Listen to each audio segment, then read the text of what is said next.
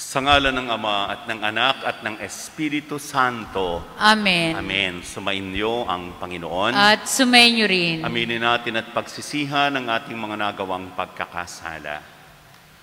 Inaamin ko sa makapangyarihang Diyos at sa inyo mga kapatid, na lubha akong nagkasala sa isip, sa salita at sa gawa, at sa aking pagkukulang, kaya isinasamo ko sa mahal na Birheng Maria, sa lahat ng mga anghel at mga banal, at sa inyo mga kapatid, na ako'y panalangin sa Panginoong ating Diyos. Kawaan tayo ng makapangyarihang Diyos, patawarin sa ating mga kasalanan, patnubayan nawa tayo sa buhay na walang hanggan. Amen. Panginoon, kaawaan mo kami. Panginoon, kaawaan mo kami. Kristo, kaawaan mo kami. Kristo, kaawaan mo kami. Panginoon, kaawaan mo kami. Panginoon, kaawaan mo kami. Manalangin tayo. Ama naming makapangyarihan, ang iyong dumadalangin sambayanan ay matapat mo nawang lingapin at subaybayan upang makita namin ang dapat gampanan at para rito ay magkaroon kami ng kakayanan sa pamamagitan ni Kristo kasama ng Espiritu Santo magpasawalang hanggan. Amen.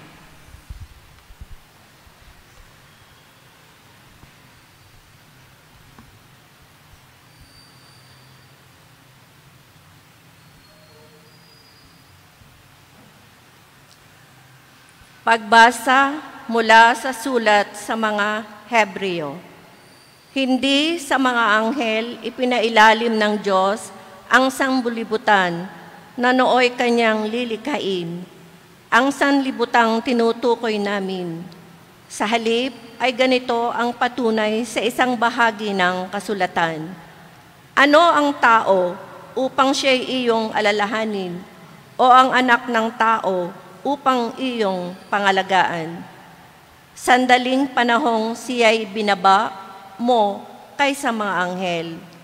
Ngunit pinagkalooban mo siya ng kadakilaan at karangalang marapat sa isang hari. At ipinailalim mo sa kanyang kapangyarihan ang lahat ng bagay. Nang ipailalim ng Diyos ang lahat ng bagay sa kapangyarihan ng tao, walang bagay na di ipinailalim sa Kanya. Sa kasalukuyan, hindi pa natin nakikitang napapailalim sa Kanyang kapangyarihan ang lahat ng bagay. Subalit alam nating si Jesus, bagamat sandaling panahong pinababa kaysa mga anghel, ay binigyan ng karangalan at kadakilaan dahil sa kanyang pagkamatay. Dahil sa pag-ibig ng Diyos, niloob niya na si Jesus ay mamatay para sa ating lahat. Sa pamamagitan ng mga pagtitiis, siya ay pinapaging ganap ng Diyos na lumikha at nangangalaga sa lahat ng bagay upang makapagdala ng marami sa kalawalhatian. Marapat lamang na gawin niya iyon sapagkat si Jesus ang pinagmumulan ng kanilang kaligtasan. Si Jesus ang nagpapabanal sa kanila at iisa ang Ama ng napapabanal at ng pinapaging banal. Kaya't hindi niya ikinahiyang tawagin siyang mga kapatid. Ganito ang kanyang sinabi, "Ipahahayag ko sa aking mga kapatid ang iyong pangalan, at aawit ako ng papuri sa iyo sa gitna ng kapulungan." Ang salita ng Diyos. Salamat sa Diyos.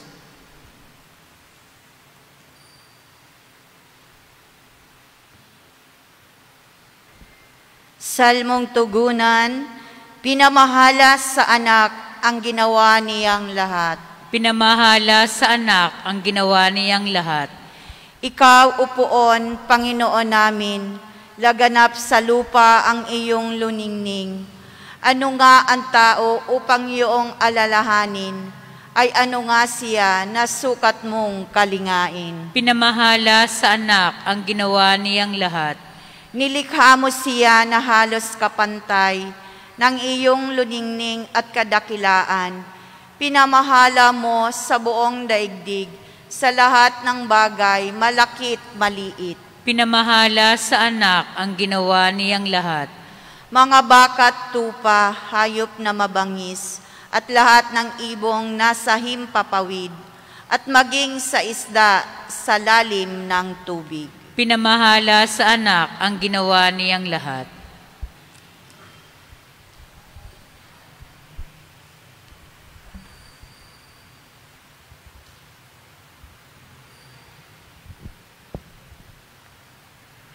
Sumainyo ang Panginoon. At sumayin niyo rin. Ang magandang balita ay ayon kay San Marco. Papuri sa iyo, Panginoon. Sa lungsod ng Capernaum, sa araw ng pamamahinga, si Jesus ay pumasok sa sinagoga at nagturo. Namangha ang mga tao sapagkat nagturo siya sa kanila na parang isang may kapangyarihan at hindi tulad ng mga skriba. Bigla namang pumasok sa sinagoga ang isang lalaking inaalihan ng masamang espiritu at sumigaw, "Ano ang pakialam mo sa amin, Jesus na taga Nazaret? Naparito ka ba upang puksain kami? Kilala kita. Ikaw ang banal mula sa Diyos." Ngunit iniutos ni Jesus sa masamang espiritu, "Tumahimik ka. Lumabas ka sa kanya." Pinapangisay ng masamang espiritu ang tao at sumisigaw na lumabas. Nang gilalas ang lahat, kaya't sila'y nagtanungan, "Ano ito, bagong utos?" Nauutusan niya pati ang masamang espiritu at sinusunod naman siya. At mabilis na kumalat sa buong Galilea ang balita tungkol kay Jesus. Mga kapatid, ang magandang balita ng ating Panginoon. Pinupuri ka namin, Panginoong Hesukristo.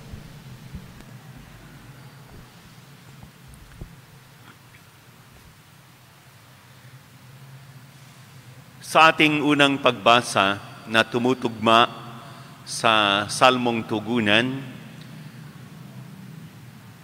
kinote po doon, kinuha ang mga pangungusap ng ika-8 salmo, ang paglalarawan ni Haring David kung paano nilikha ng Diyos ang tao.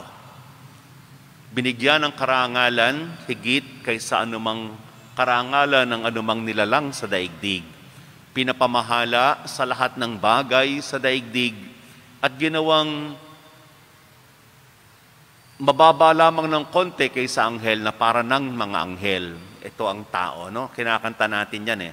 Kahangahangang iyong pangalan. May part na, "O sino kaya siyang tao nang iyong pinagmamasdan, ginawa mong anghelang katulad." Yan ang ating isa sa mga salmo na ating inaawit. Ang pagbibigay parangal sa tao bilang isang nilalang ng Diyos na halos kawangkina ng Diyos. We are the image of God. We were created into the image of God. And supposed to be, ang lahat ng nasa daigdig, tayo ang Panginoon ng lahat ng nasa daigdig. We are the masters. We are the masters. Mayroon lang pong isang pagdinilay na nais ialay sa inyo ngayong umagang ito. Paigsi lang to. Katakutan nyo yung panahon, kung dadating yung panahon,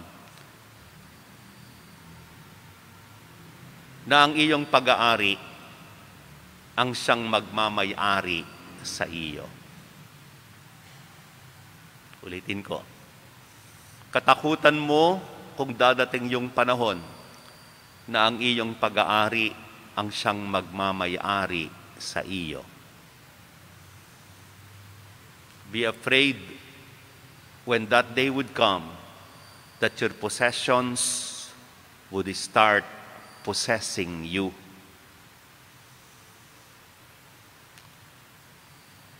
Sabi dun sa Salmo, we are the masters of creation.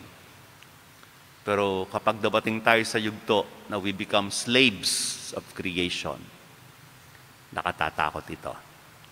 Huwag sana tayong paalipin sa ating mga pag-aari.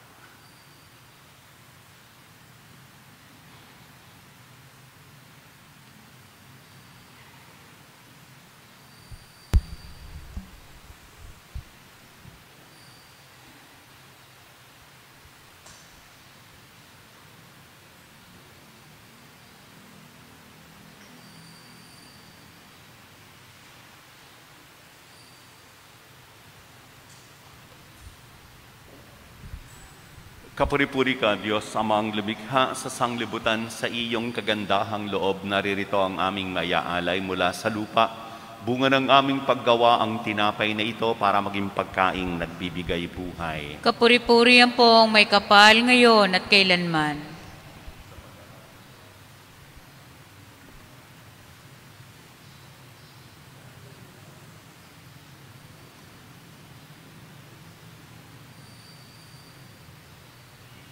Kapuri-puri ka, Diyos, Amang lumikha sa sanglibutan, sa iyong kagandahang loob.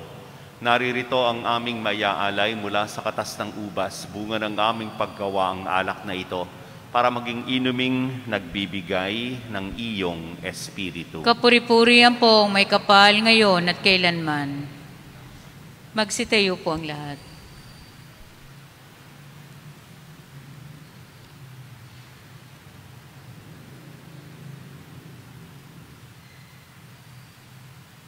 Manalangin po kayo, mga kapatid, upang ang paghahain natin ay kalugdan ng Diyos Amang makapangyarihan. Tanggapin nawa ng Panginoon itong paghahain sa iyong mga kamay, sa kapurihan niya at garangalan, sa ating kapakinabangan at sa buong sambayanan niyang banal. Ama naming lumikha, ang paghahain ito ng iyong sambayanan ay iyong marapatin ngayong paunlakan. Pakundangan dito, mapasa amin nawa ang iyong kabanalan at ang masugid naming dalangin ay iyong pagbigyan sa pamamagitan ni Kristo kasama ng Espiritu Santo, magpasawalang hanggan. Amen. Sumainyo ang Panginoon. At sumainyo rin. Itaas sa Diyos ang inyong puso at diwa. Itinaas na namin sa Panginoon. Pasalamatan natin ang Panginoong ating Diyos. Marapat na siya ay pasalamatan. Ama naming makapangyarihan, tunay ngang marapat na ikaw ay aming pasalamatan.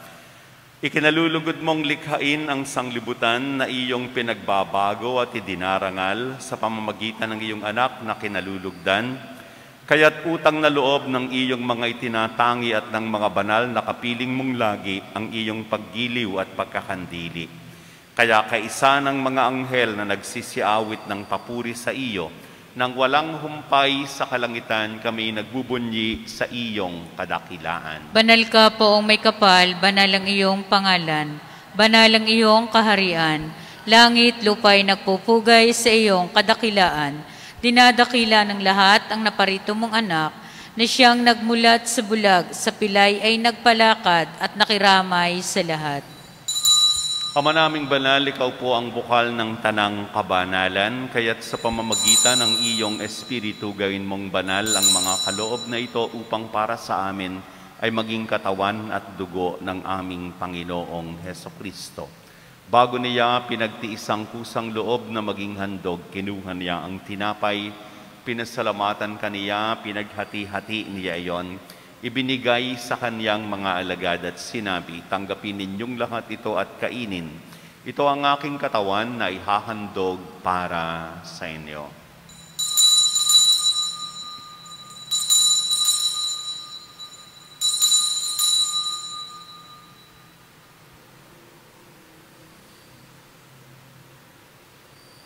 Kaya hindi naman noong matapos ang hapunan, kinuha niya ang kalis, muli kaniyang pinasalamatan. Ibinigay ang kalis sa kaniyang mga alagad at sinabi, tanggapin ninyong lahat ito at inumin. Ito ang kalis ng aking dugo ng bago at walang hanggang tipan. Ang aking dugo na ibubuhos para sa inyo at para sa lahat sa ikapagpapatawad ng mga kasalanan. Gawin ninyo ito sa pag-alaala sa akin.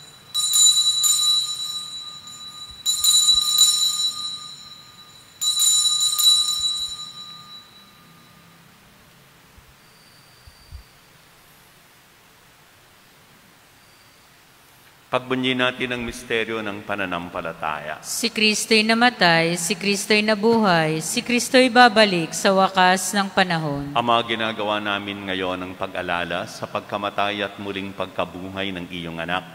Kaya tiniaalay namin sa iyo ang tinapay na nagbibigay buhay at ang kalis sa nagkakaloob ng kaligtasan. Kami po ay nagpapasalamat dahil kami iyong minarapat na tumayo sa harap mo para maglingkod sa iyo. Isinasamo namin kaming magsasalo-salo sa katawan at dugo ni Kristo ay mabuklod sa pagkakaisa sa pamamagitan ng Espiritu Santo. Ama, lingapin po ninyo ang inyong simbahang laganap sa buong daigdig. Puspusin mo kami sa pag-ibig, kaisa ni Francisco ang aming Papa, ni Gilbert na aming obispo at ng tanang mga pari. Alalahanin mo rin ang mga kapatid naming nakimlay ng may pag-asang sila'y muling mabubuhay, gayon din ang lahat ng mga pumanaw. Kaawaan mo sila at patulugin sa iyong kaliwanagan.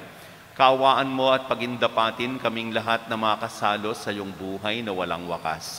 Kaisa ng Mahal na Birheng Maria, ang Ina ng Diyos, kaisa ng mga apostol at ng lahat ng mga banal na namuhay dito sa daigdig ng kalugod-lugod sa iyo. May pagdiwang nawa namin ang pagpupuri sa ikararangal mo sa pamamagitan ng iyong anak na aming Panginoong Hesukristo. Sa pamamagitan ni Kristo, kasama niya at sa Kanya, ang lahat ng parangal at papuri ay sa iyo, Diyos Amang makapangyarihan, kasama ng Espiritu Santo, magpasawalang hanggan. Amen. Ama namin, Sumasalangit ka, sambahin ang ngalan mo, mapasa amin ang kaharian mo, sundin ang loob mo dito sa lupa para nang nasa langit. Bigyan mo kami ngayon ng aming kakanin sa araw-araw at patawarin mo kami sa aming mga sala para nang pagpapatawad namin sa nakakasala sa amin at huwag mo kaming ipahintulot sa tukso at iadya mo kami sa lahat ng masama. Hinihiling po namin kami iadya sa lahat ng masama, pagkalooban ng kapayapaan araw-araw, iligtas sa kasalanan, ilayo sa lahat ng kapahamakan samantalang aming pinananabikan ang dakilang araw ng pagpapahayag ng tagapagligtas naming si Hesukristo. Sapagkat iyo ang kaharian at ang kapangyarihan at ang kapurihan magpakailanman. Amen. Panginoong Hesukristo, sinabi po ninyo sa inyong mga apostol, kapayapaan ang iniiwan ko sa inyo. Ang aking kapayapaan ang ibinibigay ko sa inyo. Tunghan po ninyo ang aming pananampalataya at huwag po ang aming pagkakasala. Pagkalooban mo kami ng kapayapaan at pagkakaisa, ayon sa iyong kalooban, kasama ng Espiritu Santo, magpasawalang hanggan. Amen. Kapayapaan ng Panginoon naway laging sumainyo. At sumainyo rin. Magbigayan kayo ng bati ng kapayapaan sa bawat isa. Peace be with you. Kordero ng Diyos na nag-aalis ng mga kasalanan ng sanlibutan, maawa ka sa amin. Kordero ng Diyos na nag-aalis ng mga kasalanan ng sanlibutan, maawa ka sa amin. Kordero ng Diyos na nag-aalis ng mga kasalanan ng sanlibutan, ipagkaloob mo sa amin ang kapayapaan. Narito ang Kordero ng Diyos, narito siyang nag-aalis ng mga kasalanan ng sanglibutan, mapapalad tayong inaanyayahan sa kanyang piging. Panginoon, hindi ako karapat-dapat magpatuloy sa iyo, ngunit sa isang salita mo lamang ay gagaling na ako.